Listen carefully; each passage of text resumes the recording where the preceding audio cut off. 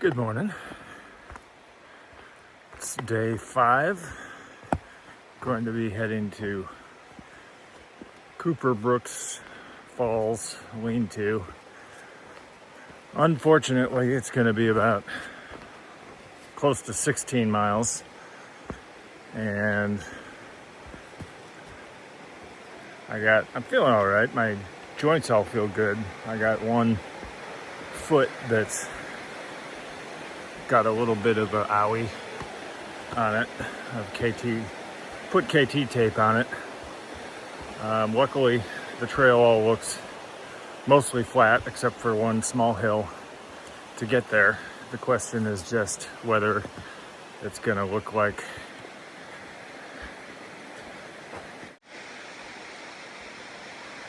will it look like this? You know, nice and flat and spongy, easy to walk on, or far more likely, like yesterday, where it's just straight up rocks and roots and almost no dirt and swamps and bogs to walk through. Still it's flat and no way to go but forward. Oh yeah, and I was gonna say, got into camp a little grumpy last night. Not too bad, but putting your feet down in this brook down here. Hold up. That really did a number. People pay a lot of money to have cold water therapy like that. I had a really good talk with a group of kind of 4 to 6 people I've been traveling around with. It's a really diverse group of people, all ages and backgrounds, and like I said before, it's just kind of crazy how tight you get with people in a short amount of time when you've all shared the same kind of mild misery throughout the day. It's a good time.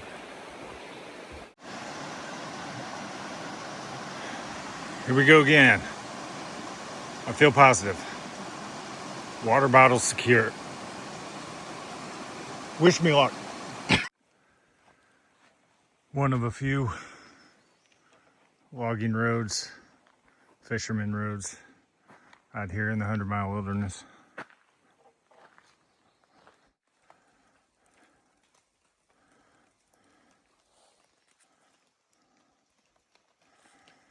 You know, as a kid, if we were taught anything by Sunday morning cartoons, it's that it's only a matter of time before you get sucked down into some quicksand somewhere. I think I found it. Look at that.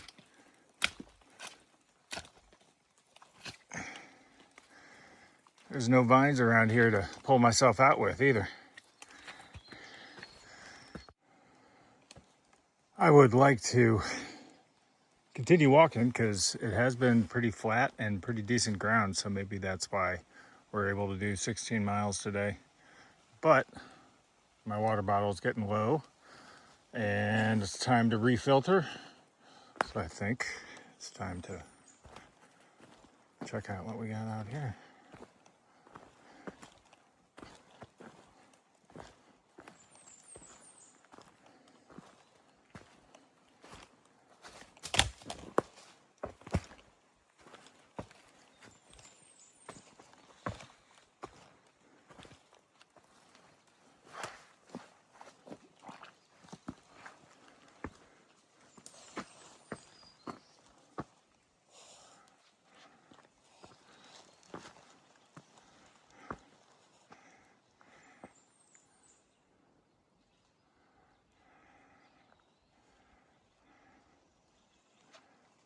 Unfortunately, there's a cloud bank in the way, but I believe right there is Katahdin.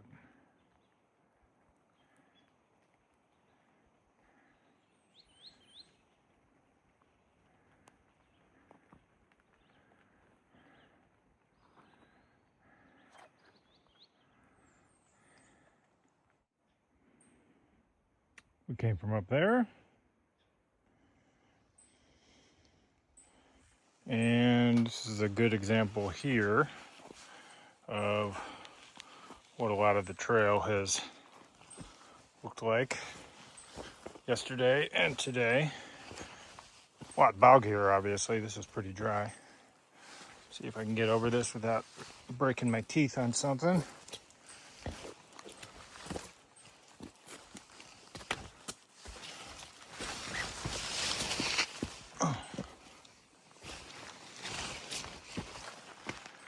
And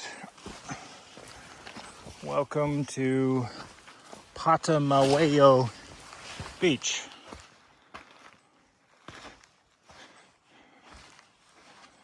Crazy. Big old sandbar.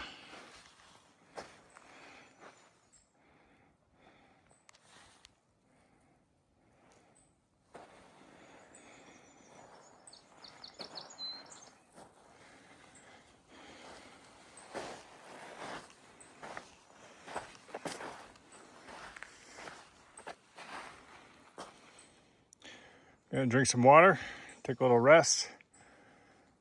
It's been about 3.5 hours of walking and through bog and rocks, and it's on flat ground, but I got to admit it, I need a rest for a second. So I'm gonna do it. Get some water. See ya. Oh, and today I actually had to break out the bug net for the first time. The DEET actually works really well, and I never knew before. The guy at Appalachian Trail Hostel up in Millinocket said something weird that I'd never heard before that kind of caught my interest, but he just kind of went right by it. But he's like, yeah, you only got to put DEET on your elbow and your wrist, a little bit on your head. You don't have to put it all over the place. I was like, well, what is he talking about? And sure enough, now I noticed mosquitoes back in the Midwest, they don't tend to land on me too much anyway. So up here, I can tell it's bad because they are landing on me occasionally, but they are the laziest mosquitoes in the world. They're giant, they're slow, and they're kind of like, I'll land on you, and I don't know, maybe I'll bite you, whatever. And by then, you've already smacked them or shook your arm or whatever, and they're gone. So I haven't gotten bitten that much, but anyway, so he said elbow and wrist. Sure enough, I found as I was walking along, because usually if you keep moving, you're moving too fast for them to actually find you. But again and again and again, I would feel them landing on the back of my wrist and on my elbow, like out of the wind as I'm walking. Just again and again and again. That's where I'd have to keep smacking them. So maybe that is incredibly uninteresting, but I thought it was. Sorry.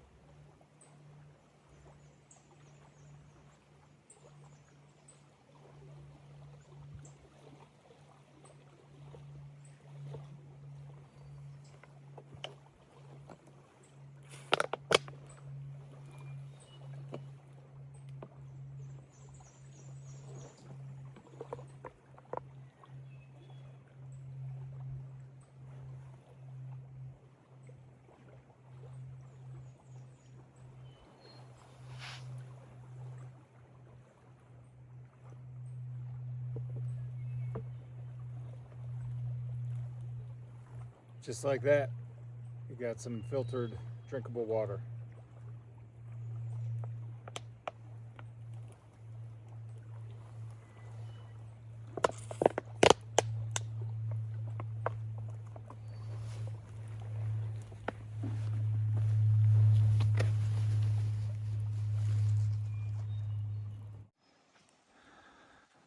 So, as we've talked about, and I'll try to stop saying so at the beginning of every clip, I'm working on that. That is a white blaze, a 2x6-inch strip of white paint that is marked mostly regularly, depending on the section, sometimes semi-regularly, all along the trail. Like here, it's every 5 feet, but other places it can be like 50 yards before you see another one. So there's a little bit of slang that goes on out here. There are people who are purists, who are called white blazers, who go out every year with the intention of hiking the entire trail, hitting every white blaze, making sure that they don't skip any sections because they want to hike absolutely the entire thing. There are dirty, no good yellow blazers who are people from time to time who get in a car and skip sections. Yellow blazing meaning following the yellow lines in the middle of a roadway. There is aqua blazing, which I think in the Shenandoah National Park in Virginia, and I think around Watauga Lake in Tennessee, there's actually sections where you can take a kayak or a canoe and tool around for a day or two and connect different parts of the trail.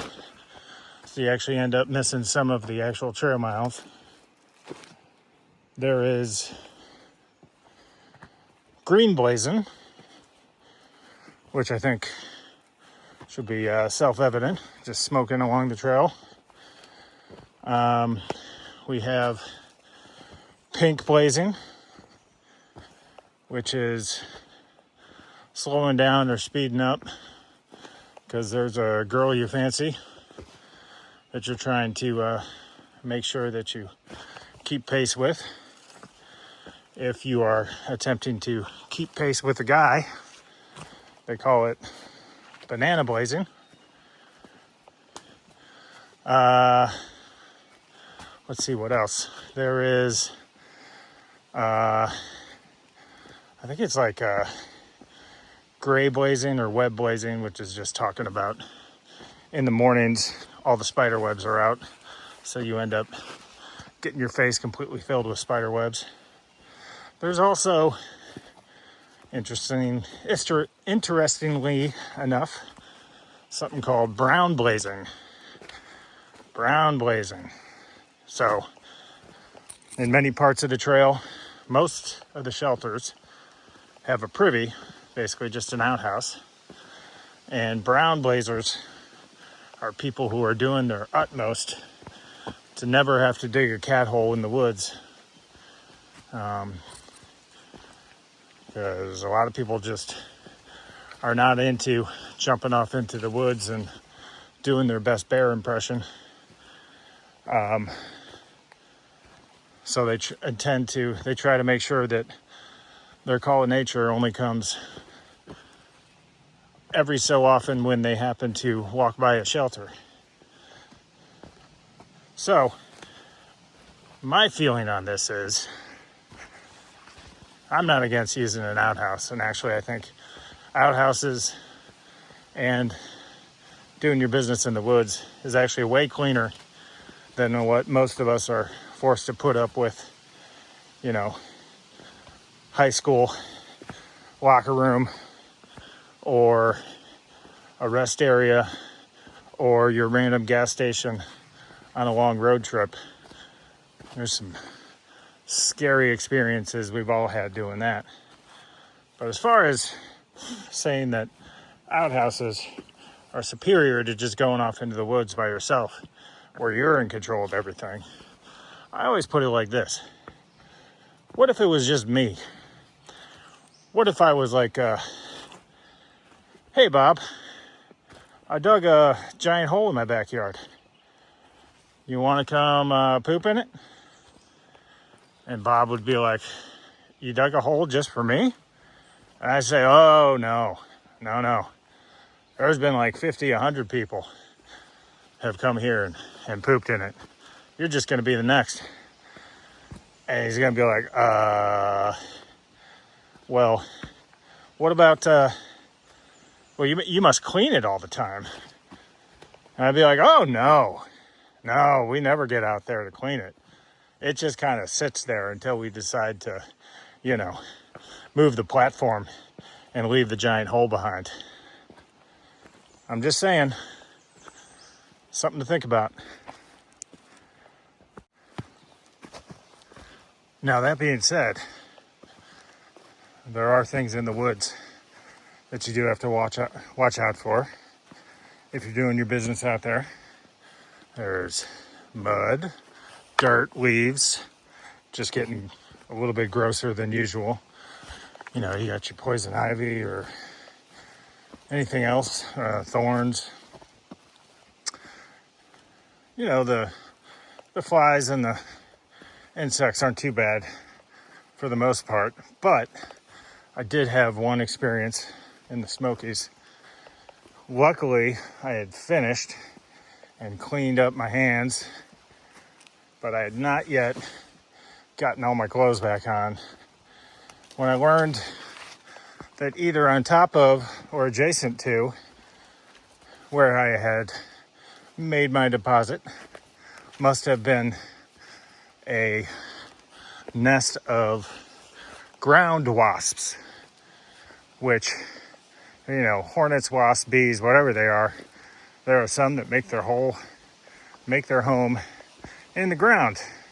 And apparently they did not take kindly to what I was doing right next to their home.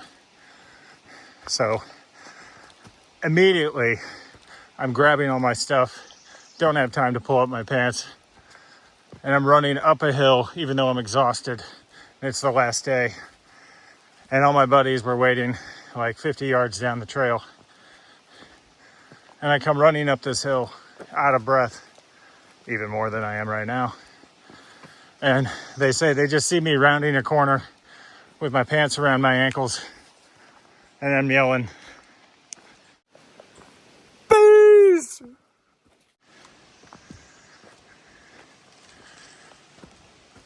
And because I'm not a good teammate, I just ran past them, and they had no idea what in the heck I was doing until they started getting stung and put two and two together.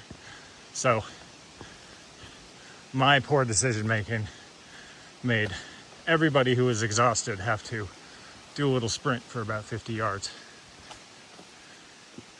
Other than that, I prefer the woods to brown blazing.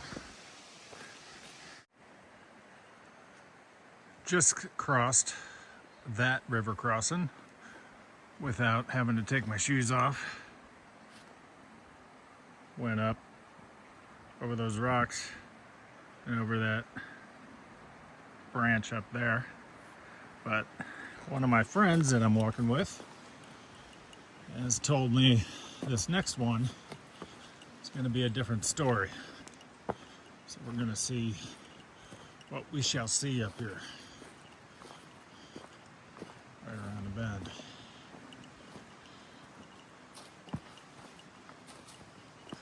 And I think he's right.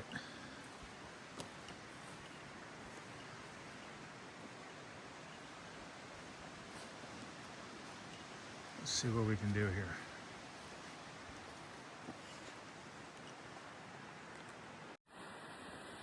Here we go. Water crossing. She's off. Might need your help.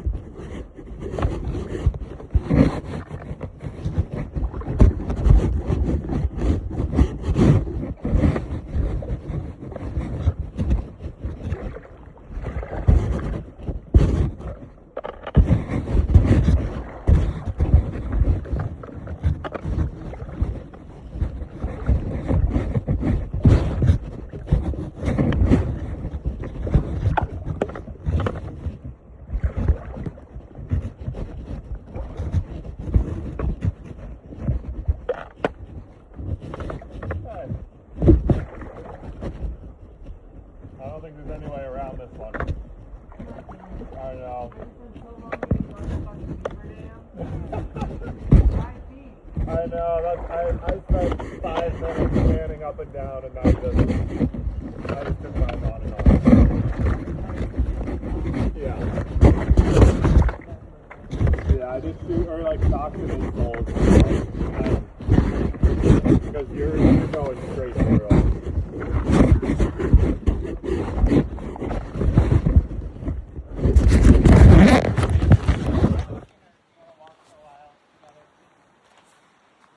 Yeah. Dude.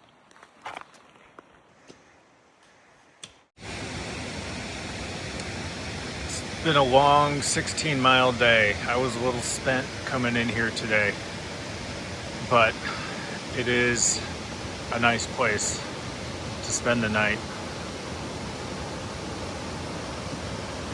I did just get some water from this brook here, Copper Brook, one of the two. From right there. It was also where I just washed my feet, so hopefully I waited long enough for the foot juices to go downstream before I got my cooking water. It's a pretty nice place. Tomorrow we get food, and then we start going up and down mountains. I think I'm ready for it.